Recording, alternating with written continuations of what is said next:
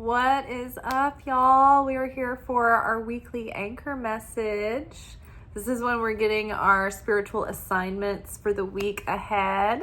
Hope everybody's doing well. Just a reminder, the 2026 prediction series is available. You can follow the link in my description box below, and that is going to be $12 in my Stan store. And it is an invaluable tool for the year ahead. You've got your yearly overview with journal questions and prompts to do deeper work and really solidify the messages and prepare. You've got quarterly readings for each season with their own corresponding journal work for each season. And then we have monthly readings, and that they also, each monthly reading has corresponding journal work for each season. And so once purchased, you will have the link sent to your email, and then you'll find your journal work and the questions in the description boxes below the video in a playlist. I'm really proud of it. I think that it turned out amazing. I can't wait to go back and take my time and watch the videos and do the journal work, but I kind of was already processing it as I was creating it and typing out all the questions and editing the videos, and I'm really excited for this year. I think that there's definitely some very clear rhythms about the year. There are specific themes that develop throughout the year. We've got some particular sorts of lessons that reoccur, and there's a couple of different ones that sort of we bounce back and forth between, and I have a hunch they're interrelated. And we have some challenges, but we have some big opportunity this year. So I am excited. I think that this can be a really life-changing year. It can be a really pivotal turning point if we can show up at our best. And so I'm really proud. I think this tool is not only going to help us get prepared, like taking a look at the year to come, like as in like looking at it like it's almost like an outline of the year or a first draft of the script of the year ahead. But then it's also going to be like an amazing tool to go back and reference again and do the monthly readings and workshops during each month, and same for the seasons, going back and doing the seasonal workshops during the season. So really proud of that. And again, it's only $12. It's less than your average craft cocktail, probably in a lot of places less than a beer these days. So wanted to make it accessible for everyone. Hopefully that covers most people. All right, so let's get started. I'm going to show you all the cards, and then I'm going to let you listen to the brief audio, and then I will go into depth about the cards. But from the wild unknown archetypes, we have the maiden, followed by the vision, and followed by the mystic. Underneath the maiden, we have Ace of Cups. Underneath the vision, we have the Chariot. And underneath the mystic, we have Eight of Cups. All right, so I'm going to pause this briefly, and you guys can listen to the audio. I think it's about 1.5 or 2 minutes, and then we'll be back to unpack the cards in more depth. We've been talking about new chapters finally beginning after several years of letting the old timeline dismantle itself. We've been in sort of limbo, moving through a bridge between what has been and what has yet to become. It's been tough. No one claims to enjoy purgatory. It looks like the melting of the caterpillar down into the imaginal soup of cells that sit and simmer and stew in the dark cauldron of the cosmic womb of creation. It is a grueling and tedious journey through a wilderness of exile from everything you thought you knew, everything you thought was and would be. But here we are, at last, in the final moments of the chrysalis, before we break free from the restraints of our metamorphosis. We have a few more weeks of the snake year to finish shedding old skins we may have outgrown before we go galloping into the year of the fire horse. This is an invitation into not merely a new hero's journey, which is the outer or material story of the call to adventure, but we are most importantly invited to begin our next heroine's journey, which is the internal adventure that parallels your outer journey. Your soul is being called to its next level, the next level of light you reveal in this world. This is something we align with as we heal and develop consciousness and understanding and embody that wisdom and compassion along the way. This journey is a rite of passage guarded by many gates. Our experience has armed us with everything that we need for our next chapter. We can consciously influence how our story is written. All right, so we have the maiden. And I just want to talk about the oracle cards first together. They tell a very clear story. So we have the maiden, we have the vision here, and we have the mystic. Now, when I look at these images, immediately what came to mind is the hero's journey and a call to adventure.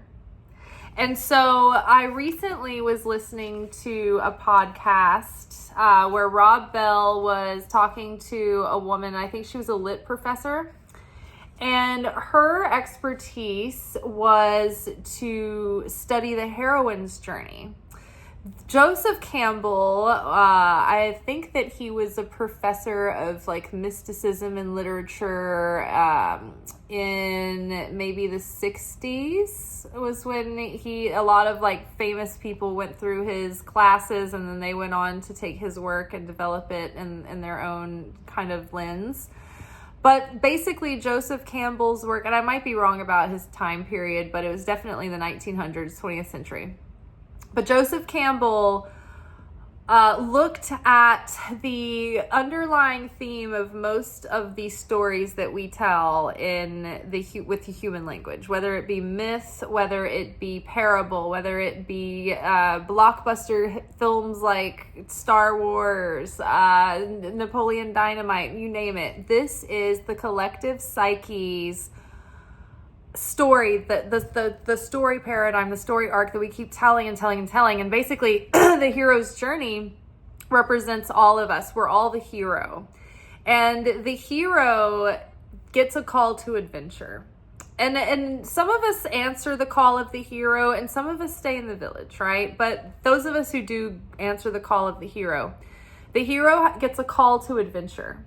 And, we see this like in Alice in Wonderland, right? She is called on an adventure down the rabbit hole, through the mirror, through the looking glass. And she goes into this other world, and she goes on a grand adventure, and she meets friends and foes along the way who test her and tempt her and put her through the paces. And, she's going through like these rites of passage and initiations, and kind of coming up against these challenges and opponents, and discovering, who she is along the way, and learning to listen to her own discernment. And so the hero would be the masculine representation of the hero's journey. This would be our physical, outward experience of life. We're going on an adventure, right? Think about a character in a movie. When they go on an adventure, there's an outer journey that they go on where they meet up with confrontation, they overcome the confrontation, and they grow from it, and they face off their greatest fear or their greatest challenge or their greatest bully or whatever it is that they have to overcome in the movie. And then after that, like, they get the boon, the gift, the insight, the girl, the job, the thing, it all falls into place, right? So that's an archetypal story type of the hero's journey. Well, the heroine's journey, this woman started to study the heroine's journey, and that is the journey, the emotional journey that takes place underneath the outward hero having this adventure, going through the motions. There's an emotional growth, an emotional revelation that happens in the story, parallel to the outer journey, the outer challenges.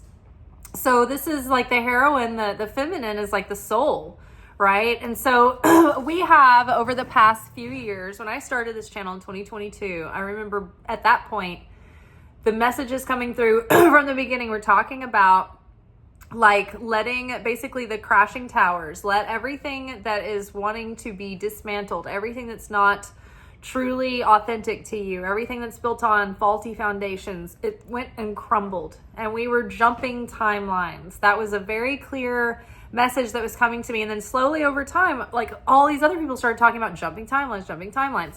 And the way I was describing it was like life, the show, if we were like the main character in a Netflix series, it's like our show is coming to conclusion and the show is getting canceled. Only don't worry, they're picking the show back up and we're revamping it. Only in the new version, you don't have to write the characters according to the old canon. You know, new storylines can happen. People can go against their, old nature. They're not bound by what always was and always has been. You know, we can kind of get out of break the mold and get out of the rule book for our current life and the trajectory that we've been on. We can shake things up. We can reinvent and start to create consciously a new reality and have an effect on that, have an influence on the reality that we're creating. It's like the reality that we came from was a sort of reality that we fell into kind of unwittingly. Right? Because we're creative manifestors and we're always manifesting our reality. But when we're unaware of that and we haven't mastered that skill, like we're kind of manifesting chaos, right? And so we're not really living and in the full expression of who we could be until we're kind of awakened and we start to become active participants in our life. So it was almost like the first half of our life was one videotape. And we weren't quite aware of our ability to influence our reality and co-create with God and be intentional about that. We were just sort of thinking that we were a victim of circumstance and we were just taking it as it comes and, it is what it is, right? But now we're awakened and we're like, oh, we have creative power in this realm that we're in. And so now this time, we are going to get to choose the life and the reality that we're creating as we go. And so it's not like we're doing it all ourselves. The creator is doing it through us, but we are active participants co-creating with the creator now. We're collaborating. So this is where it gets really juicy. So over the last couple of years, it's like we kept thinking like, oh, this year is the year of dismantling and next year we're going to launch, we're going to be the new person. And we were frustrated to find out that the last couple of years were sort of like this limbo, right? Where the rest of the zeitgeist, it's like people were waking up in waves and people were dismantling their lives in waves and, people were changing careers and leaving terrible situations that weren't working for them and changing relationship statuses and all kinds of things have been happening for so many people over the last few years. And so as it's been happening, we've all been anxious to launch the new self, to be in the new story, but the universe had other plans. It was like, okay, sit tight. We're going to let everybody dismantle. We're going to let everybody get their stuff together and meet at the ferry so we can all get on the boat together. We can all go to the new timeline. So in the meantime, it's like we've been in this sort of limbo, this sort of purgatory where it's like the caterpillar when it's melting down inside the chrysalis. It's becoming this soup of imaginal cells. And I'm sure like if I was a sentient being melting down into a soup and I'm trapped in a chrysalis in a womb, like it would be so claustrophobic. I'd be antsy, I'd be, crawling up the walls. And I would want to pull myself back together and coagulate into beingness. And that's what I imagine that the creator was like before there was any physical universe. I just imagine that there was this tension building and this consciousness building and becoming more and more sentient and more wanting to break out of this like restriction of non-expression and express and be and beingness. So I think that's where we're at right now. We're really ready We are in the last phases of the chrysalis. We've been stewing in our imaginal cells, kind of coagulating back together and becoming a new creature, a new being. And so we're like weeks away from breaking through that cocoon and coming out into this new existence, this new chapter, and having a fresh start in that. But we have a few weeks left of the year of the snake, where we were expanding and growing and shedding old skin. And then now this coming year is going to be the fire horse, right? And do you guys not feel like not only just like a horse, like horsepower building up, like, oh, I just want to run, I want to run a race, but like a fire horse, like that feels like even more just dynamic and a pure dynamism. But I think it's happening though. It's building. There's so much excitement. I can't wait for new things and new chapters, and I can feel the transformation. So here we are as the maiden, right? We have a beginner's mind. We're starting off on a new journey, right? And so we left the old journey an expert, the head of the school, right? Like the head senior. But now that we're starting into a new chapter, right? It's like we're starting fresh as freshmen again, going to college, going to university, we're beginners. And so the maiden sets out on this journey, and she's enthusiastic. She's got rose-colored glasses. She doesn't know what's going to lie in the shadows of the forest. She's just excited about going on the journey. And she's reaching for the bloom on the rose, it's like that naivete. And I think that's good. I think we need to have that beginner's mindset. I think that we need to keep that innocent enthusiasm, right? Because it's very easy to get discouraged, right? It's very easy to be, because it's not like we're starting fresh, like we're 20 years old. A lot of us, I think, have been on journeys for a long time, and we don't feel fresh. We feel like the phoenix that is just reduced to ash.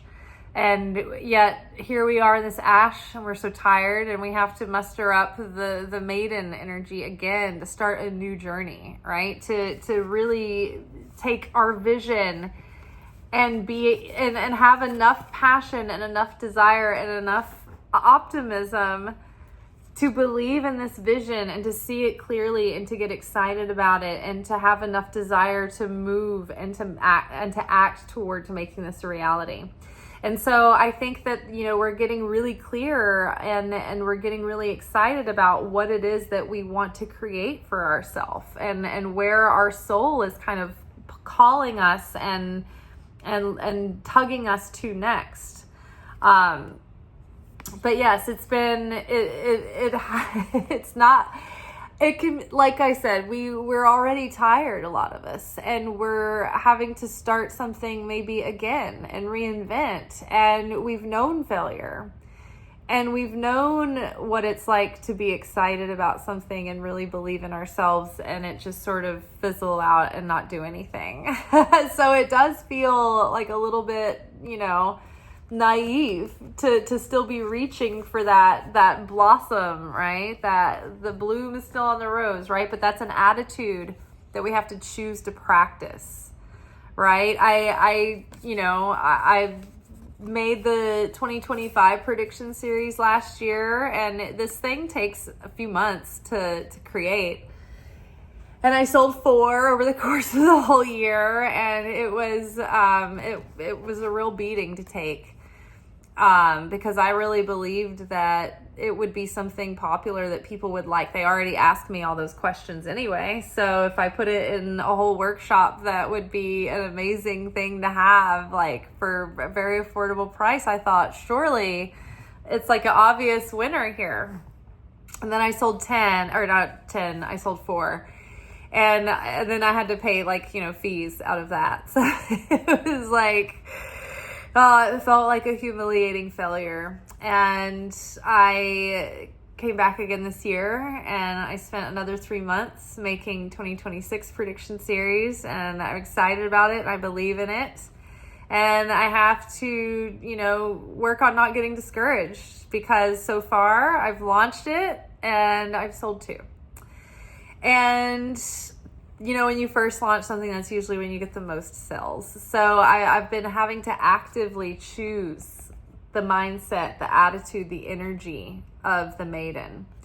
But so we're called to this next level of adventure, and this journey is an invitation for the soul to express a new level of light, a new level of expression in this world, without the layers of our ego and our self-saboteur inside holding us back, right?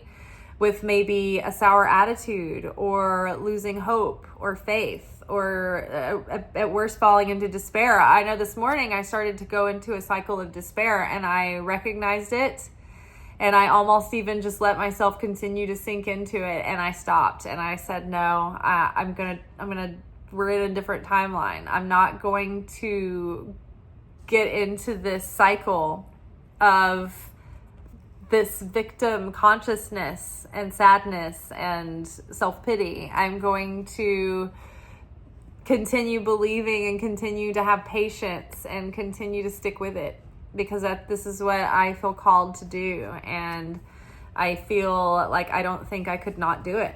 So I'm just going to keep taking a beating, I guess. So I'm just going to keep doing.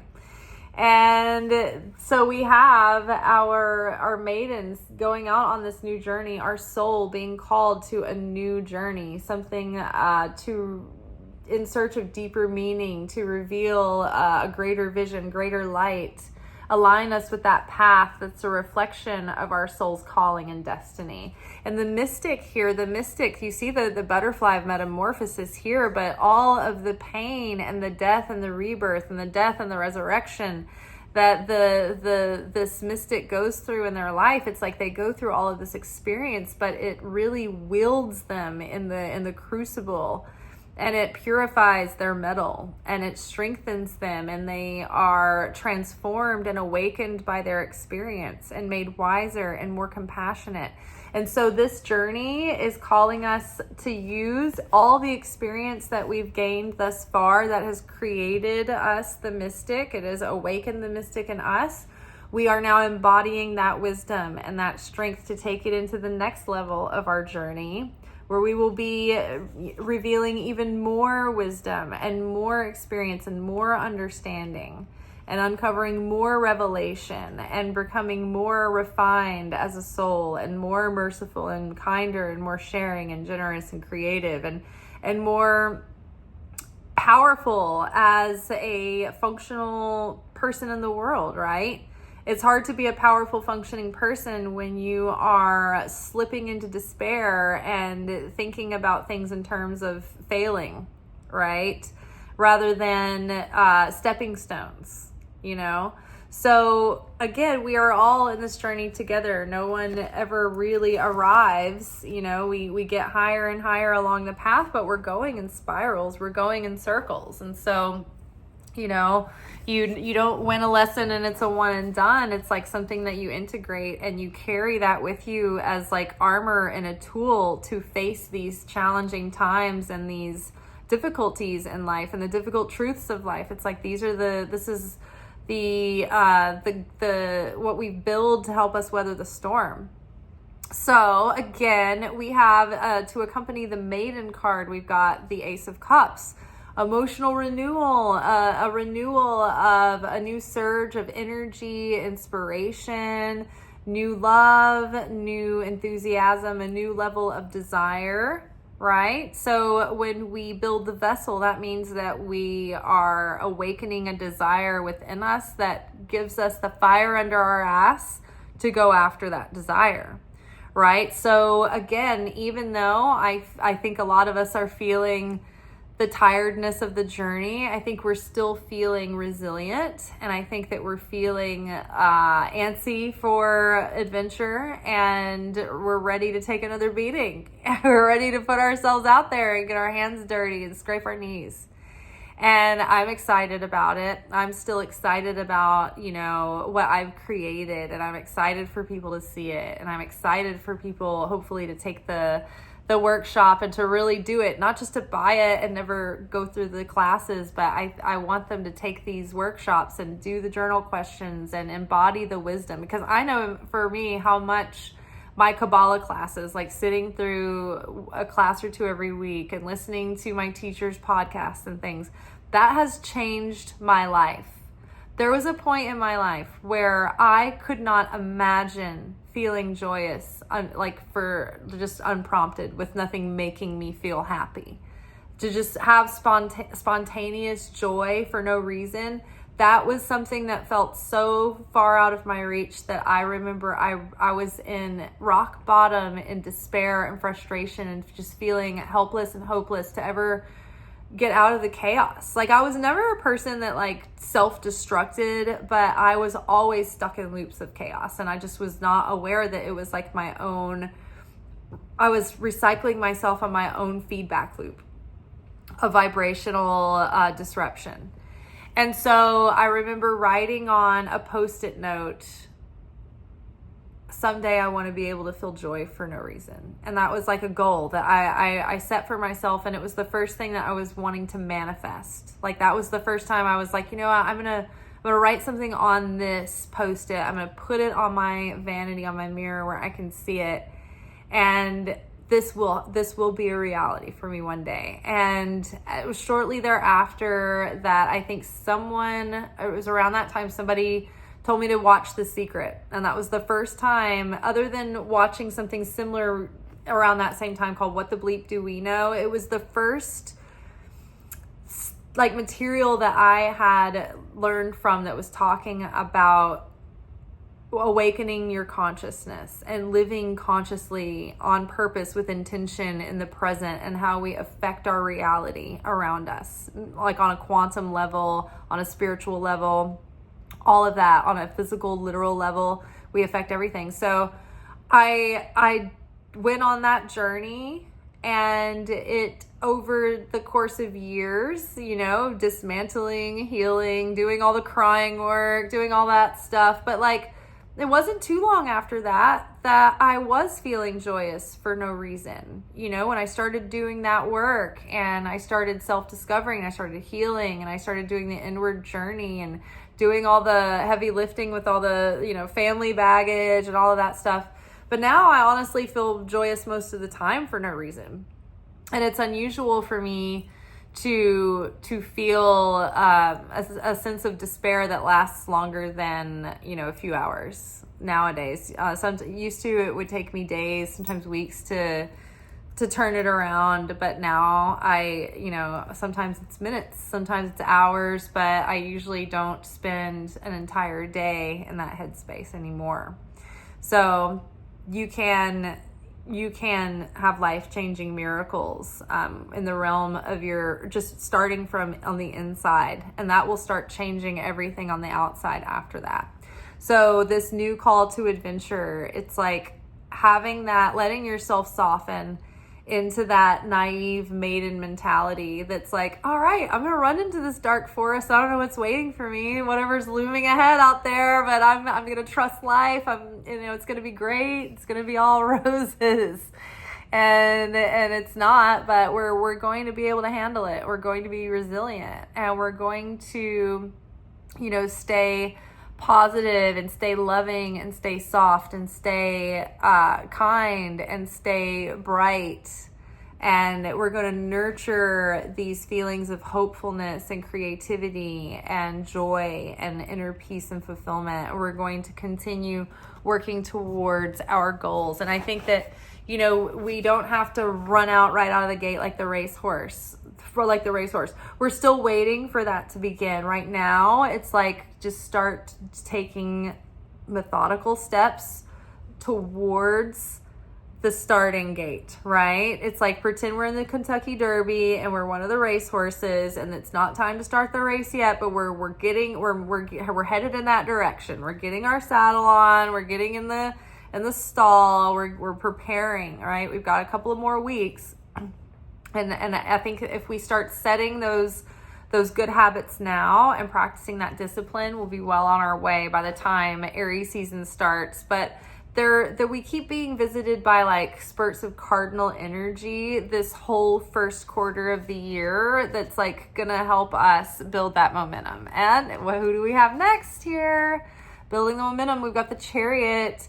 So the Chariot card is talking about how if we can maintain balance, then we will gain momentum, and we will begin to gain recognition and success, and it's about building momentum and starting to move fast, moving forward quickly. Things are taking off. When we have in Kabbalah, say we've mastered one of the Sphirot or one of the dimensions of consciousness, it is said that we are the chariot, or whatever prophet or master is associated with that dimension. It's like they're the chariot of that dimension. Joseph, for instance, is the chariot of Yesod. He is the archetypal character of that dimension of bringing the sustenance through into reality, right? So too are we the charioteer of our vision. We have mastered that realm of bringing the idea into clarity in our mind, being able to communicate that vision. Our soul is clear and fixed on the vision that it is calling us towards. And now it's like we're aligned with that soul vision and we're on the way. We're trying to align our heart, soul, mind, and strength and our actions with where our soul is calling us now. It's like we're on board. We just need to get the directions clear. Like, you don't have to convince us. We're not resisting. We trust. We're going in your direction. We trust your plan, soul. Call us in your direction. We want to work with you. We want to go along with your plan. Just give us a clear message that we can hear and follow. So that's where we're at now. And the healing that we've already done, we've already done so much work, and we feel like we're beginners, but we're not. We're well equipped to go on this next leg of the journey. We've done so much healing, and we might even be like the spiritual leaders in our own particular corners of the world, right? We might be the person out of the people that we know that's been through it and done, a lot of that inner work. And we might now be kind of shining a light for others around us, right? That healing is now integrated, and it's going to be something that we need to utilize for the next leg of the journey. And so we've got 8 of Cups here, and this is about moving on towards something that gives you a deeper sense of meaning.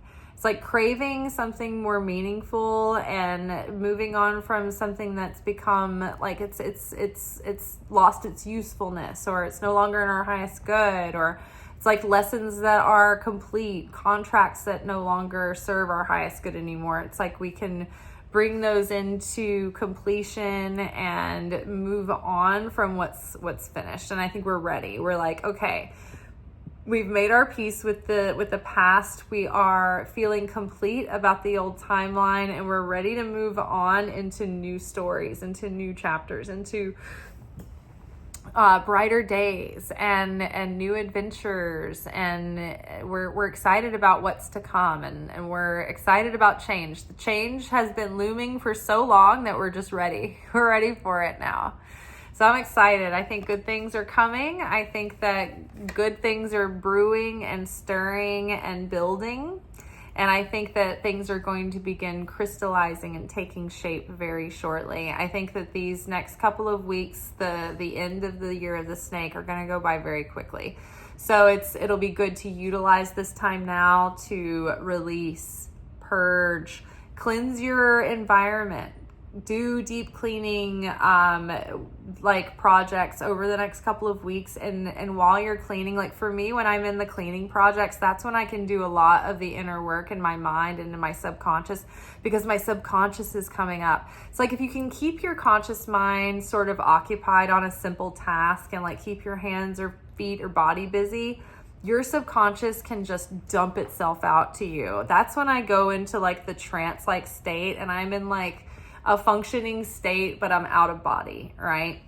But as you're doing that physical act of cleaning and clearing out and purging and purifying, it's like you're also demonstrating that to the spiritual world, that you're doing that in correlation, and so that the spiritual cleansing and purging is also happening too.